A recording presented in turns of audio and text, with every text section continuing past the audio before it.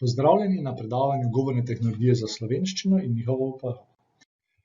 Sem Andrej Žgank, prihajam iz Univerze v Mariboru s Fakultete za elektrotehniko, računalništvo in informatiko in vam bom predstavil splošne vidike razpoznavanja govora.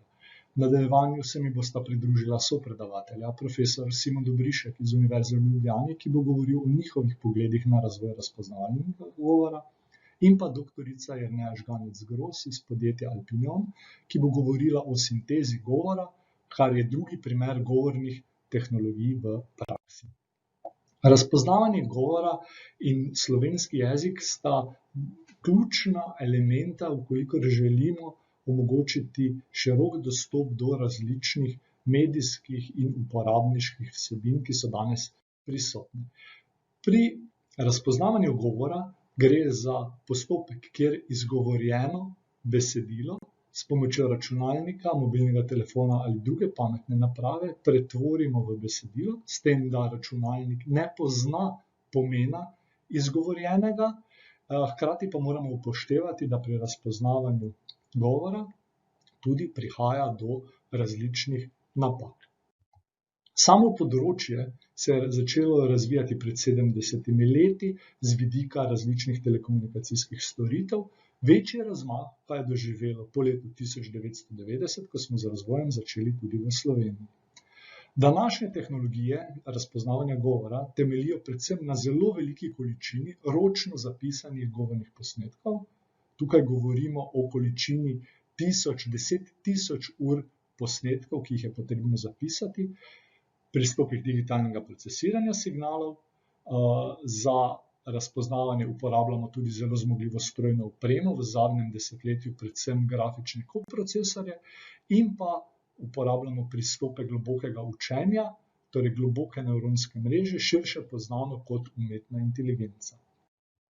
Delež napak, ki jih avtomatski razpoznavanje govora naredi, je odvisen od sledečih 5 vplivov.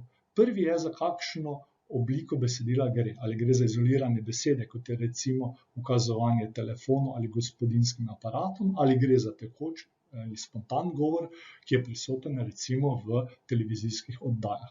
Drugo pomembno vprašanje je, ali govorimo o odvisnem ali neodvisnem govorcu. Vkolikor govorca vnaprej poznamo, lahko sistem adaptiramo na njegov glas in tako dosežemo boljše rezultate.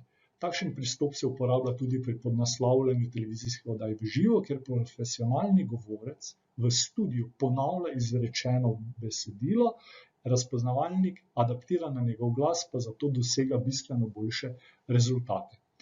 Pomembno je, kakšne so značilnosti govorca, torej kako narečno obarvano govori, kako je besedilo emocionalno obarvano. Zanemariti ne smemo vplivov iz okolice, torej ali so prisotni drugi govorci, šum, glasba. Zelo pomembno je pa tudi zvrst besedila, ali gre za ozko strokovno besedilo, kot je recimo prisotno v primeru podnaslavljanja predavanj, ali pa za neko splošno besedilo, kot ga srečamo v dnevno informativnih oddajah. Zelo pomemben vpliv na rezultate razpoznavanja govora pa ima seveda tudi jezik. Imamo jezike, ki so preprostejši, recimo španščina, italijanščina, in pa jezike, ki so bolj zahtevni. Med njimi je žal tudi slovenščina, ki je visokopregibni jezik. Druga skupina zahtevnih jezikov so recimo aglutinativni jeziki, kamor sodi turščina, ali tonalni jeziki, kamor sodi kitajščina.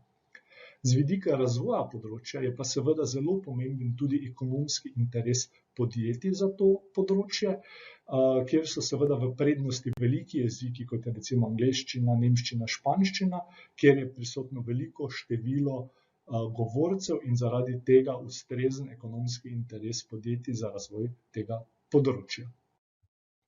Če pogledamo sedaj razpoznavanje govora z vidika slovenščine, je zelo pomembna lastnost visoka pregibnost, kjer gre za to, da iz ene osnovne besedne oblike, kot je recimo beseda hiša, s pomočjo pregibnosti dobimo različne besedne oblike. Hiša, hiše, hiši in tako naprej. V najtežjih primerih lahko govorimo celo o več kot 200 besednih oblikah iz ene osnovne oblike. Za primer na drugem koncu pa je recimo angleščina, kjer iz osnovne besedne oblike house dobimo samo množinsko obliko houses. Druga pomembna lastnost slovenščine je pa tudi relativno prosti vrstni red besed v stavku. Imamo recimo 3 besede Ana zida hišo, ki jih lahko poljubno razporedimo v stavek, s tem seveda spreminjamo pomen stavkov, vendar je vseh 6 možnih oblik slovnično pravilen stavek. Na nasprotnem koncu pa recimo za angleščino tvorimo praktično samo en vrstni red besed v stavku. Te 2 lastnosti zelo otežita razpoznavanje govora v slovenščini. Tukaj je trenutno zelo pomemben projekt Razvoj slovenščine v digitalnem okolju, kjer poteka priprava slovenskih govornih virov v obsegu 1000 ur, kar bo predstavljalo tisti ključen korak, da bo lahko raziskovalno področje delovalo primerljivo z ostalimi velikimi jeziki.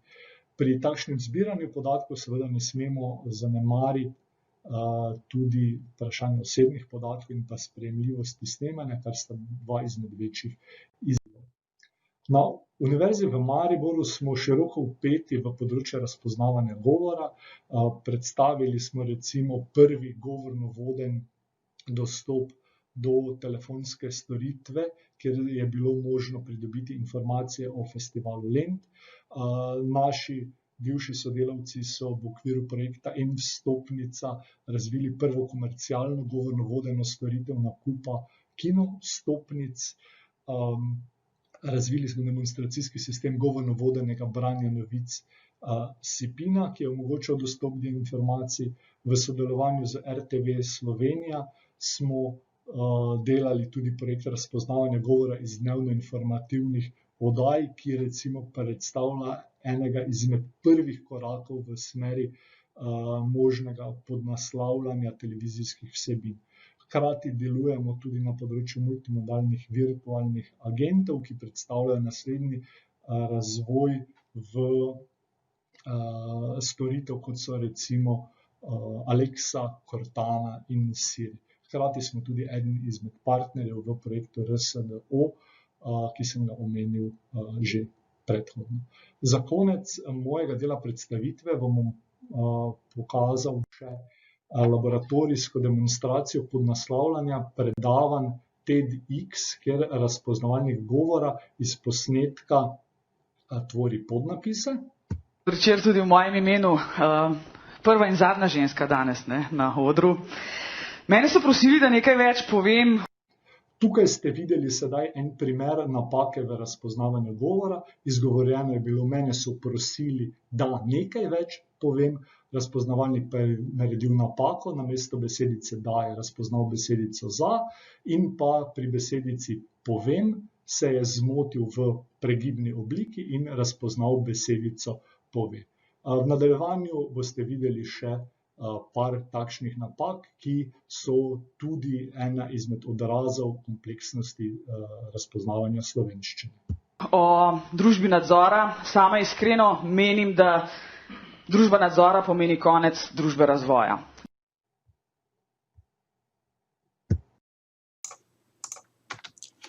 Pozdravljeni, moje ime je Simon Dobrišek, prihajam z Univerze v Ljubljani, fakultete za elektrotehniko, sem predstojnik laboratorija za strojno inteligenco in na kratko bom predstavil nek naš pogled izkušnje na področju razvoja tehnologij, razpoznavanja govora, pa tudi širše govornih tehnologij.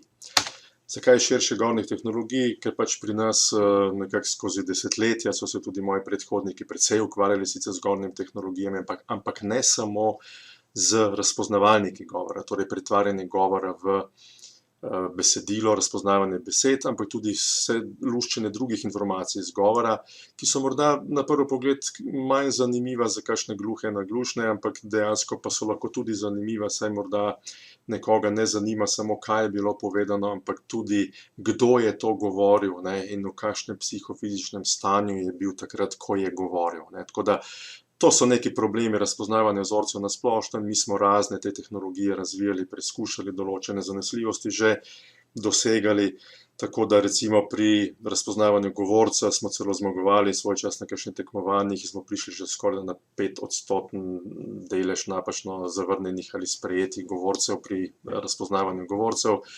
Pri razpoznavanju psihofizičnih stanj pa mogoče kot zanimivost smo razpoznavali čustvena stanja, nekdo sproščen ali vznemirjen, jezen, žalosten in smo nekje 70% priklic dosegli, pa celo recimo razpoznavanje alkoholiziranosti z 70% priklicom ali se da iz govora razpoznati, da je nekdo zaradi kakšne morebitne potrebe, bi nekoga to morda lahko zanimalo. Torej, na splošno govorne tehnologije širši pojem kot zgolj razpoznavanje govora, marsikaj se lušči iz lahko v smislu informacije z govornega signala. Tu bom samo ponazoril nek napredek pri razvoju razpoznavalnika govora, ni za slovenščino, ampak kako so sistematično spremljali, nekako odraža ta napredek pri angleščini na telefonski zbirki Switchboard, precej zahtevna zbirka nekih sproščenih telefonskih pogovorov. Tukaj se vidi, kako je napredovalo, delež napačno razpoznanih besed se je z leti znatno zmanjševal in pa z globokimi nevronskimi modeli, gotovo ste že na to temo kaj slišali, se dejansko trdi, da se že lahko preseže celo zanesljivost razpoznavanja govora pri človeku v nekih okoliščinah. Kako je to mogoče? Zato, ker se pa s temi računalniškimi sistemi lahko simulira ne samo enega poslušalca, ampak predstavljate, da 100 ljudi posluša enega govorca, ki morda malo nerazločno kaj izgovarja, in potem se med sabo še lahko sunkovito bi usklajevali, kaj je on v bistvu sploh povedal, in to pri teh sistemih je to možno. Tako da, kar je morda presenetljivo, da lahko pričakujemo, da bo govor stroj celo bolj zanesljivo lahko človeka nekoč razpoznaval. Pojavlja se precej komercialnih razvijalcev, gotovo imate z marsikaterimi aplikacijami že izkušnje, Microsoft, Baidu, Google in tako naprej. Googlove tehnologije, poizvede po informacijah, prevajalniki, marsikaj od tega se kar množično že uporablja, osebni asistenti in podobno. No in po pričakovanjih seveda podpora govorjeni slovenščini pogosto izostaja, povsem ali pa vsaj zaostaja, da se nekako napoveduje v nekem kasnejšem času morebitno podporo. In ena pobuda ravno v tej smeri, da bi se slovenščino bolj podprlo, je ravno ta naveden projekt Razvoj slovenščine v digitalnem okolju, ker pač večjo količino govornih posnetkov primerno označenih pridobivamo in da bodo pod licenco tudi komercialno, ker bi lahko neka spodbuda bila tem komercialnim podjetjem, da bi slovenščino podprla. Kot zanimivost za Google gotovo veste, da razpoznava slovenščino, Microsoft saj po mojih informacijah nazadnje še ni. Velja pa obratno, Google sinteze nima, Microsoft sintezo za slovenščino ima, se pa dogajajo skoraj da dnevno kakšno presenečenje, tako da jaz nisem dolgo nazaj ugotovil, da Microsoftov Teams že podpira podnaslavljanje, ampak v angleščini, da so dodali to funkcionalnost, ki je prej ni bilo, zato ker se pač te platforme danes vse bolj pogosto zaradi narave dela, predavanj, nadaljave, sestankov, konferenc in podobno uporabljajo. Zdaj naše izkušnje, na kratko, mi smo precej aktivno spremljali razvoj govornih tehnologij na vseh teh navedenih področjih, tudi pri razpoznavalnikih. Morda so malo zastali res z nekimi inovacijami, ko so se ti zadnji globoki modeli pojavili, ne v smislu nekih inovacij, se pa trudimo s kakšnim prilagajanjem na slovenščino, ampak je težava res s tem pomanjkanjem dovolj obsežnih količin podatkov, ki so zahtevani, če želimo te najnovejše razpoznavalnike govora naučiti, in nekako neka spodbuda hitrejšemu razvoju na tem področju pričakujemo bo ravno ta nova govorna zbirka, ki se v okviru projekta RSDOZE nekako pričakuje. Tako da mi smo na neki zbirki govornih poizvedovanj, ožja domena, recimo zgled, prišli tam na nekih 18,9–19% deleža napačno razpoznanih besed, kar je resnici na ljubo boljše, kot če bi Google razpoznavalnik na tej domeni uporabljali, ampak ni povsem primerljivo, ker naš razpoznavalnik je bil v smislu jezikovnega modela prilagojen temu področju, Google razpoznavnik ima pa jezikovni model splošen, z izjemno perpleksnostjo razpoznava na splošno celo pogovorno izgovorjene, zapisane kakšne besede in podobne reči. Tudi pri razpoznavanju glasov smo bili presenečeni, so precej napredki bili ugotovljeni, malo nižji rezultat se morda komu zdi, ampak gre za neko specifično zbirko, samo koliko je to neki najnovejši globoki modeli prinesli. Predvsej smo se sistematično ukvarjali z Googlovim najnovejšim govornim vmesnikom in znamo uporabljati tako razpoznavalnik, prevajalnik, sintetizator, imamo eno demonstracijsko aplikacijo, ki bom potem v nadaljevanju pokazal. nekako smo študirali, kako deluje Googlova platforma.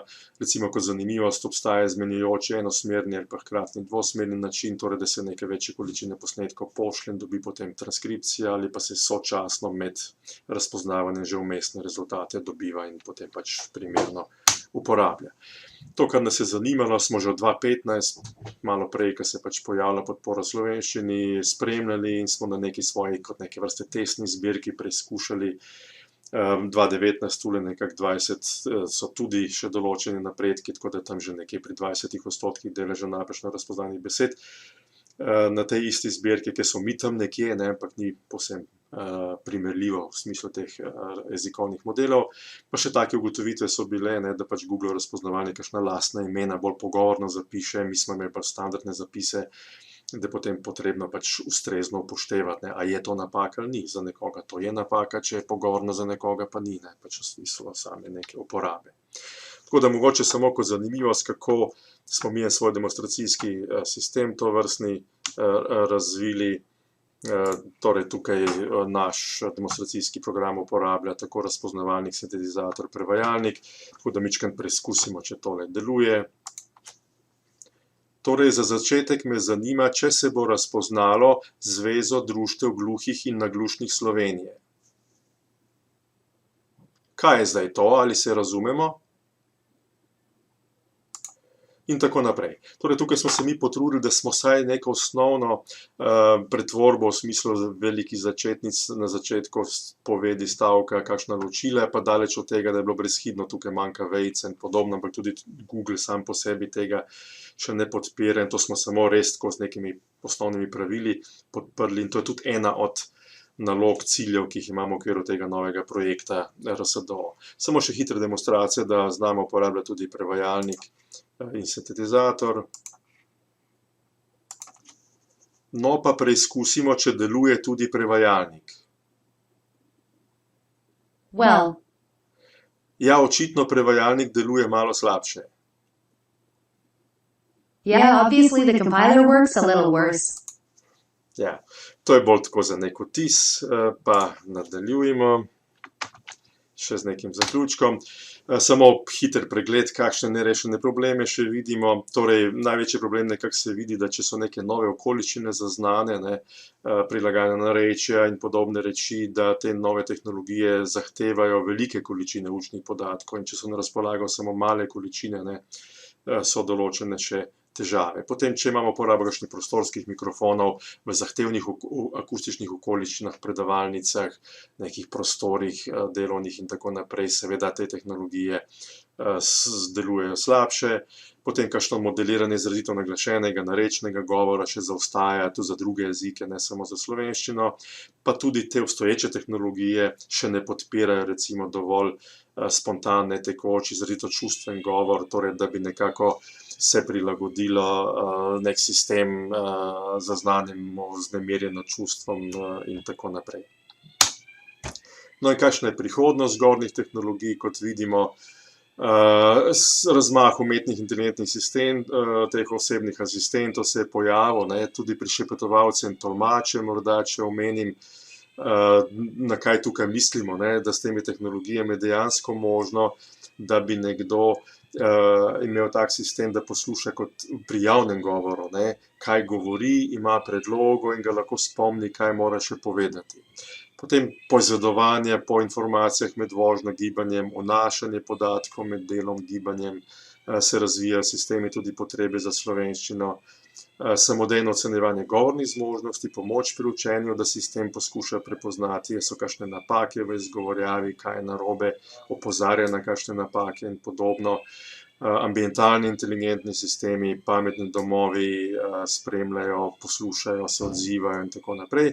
In poleg razpoznavanja se tudi morda psihofizična stanja razpoznava, prilagaja, ali nekdo v stiski morda pomaga in podobno, ne. In če se zaključim, problem komunikacijske zasebnosti, ki bi ga izpostavil, ne, da pač sam v smislu nekaj predvidevam, sem tudi zase predvideval, da bom v tem času že precej intenzivno uporabljal govorne tehnologije v smislu narekovanja, sporočil, gradiva, učnega in podobno. In bi nekaj, se upravičujem, samo komunikacijsko zasebnost, da je malo problematična pri govornih tehnologijah v tem smislu, da ko govorimo, narekujemo, lahko motimo sodelavce v nekih skupnih prostorih ali pa tudi nimo zasebnosti. Zato pač danes ljudje, tudi če bi že lahko marsikaj narekovali v telefon, kratka sporočila, še vedno raje tipkajo, ne, da imajo to neko komunikacijsko zasebnost. Tako da ta komponenta pač ni bila nekako tako premišljena, pričakovana, ampak to je potem stvar nekih navad, kako bo v prihodnosti. Moram zaključiti, čas priganja, ker je omejen čas, pa še pri nas imamo tule zunaj nek hrup, zato bom tole zaključil.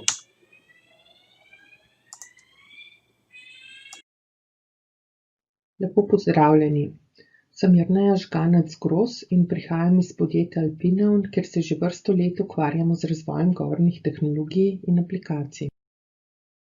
O prepoznavi govora sta precej povedala že moja sopredavatelja, tako da bom zdaj sintezi govora posvetila preostanek našega skupnega predavanja.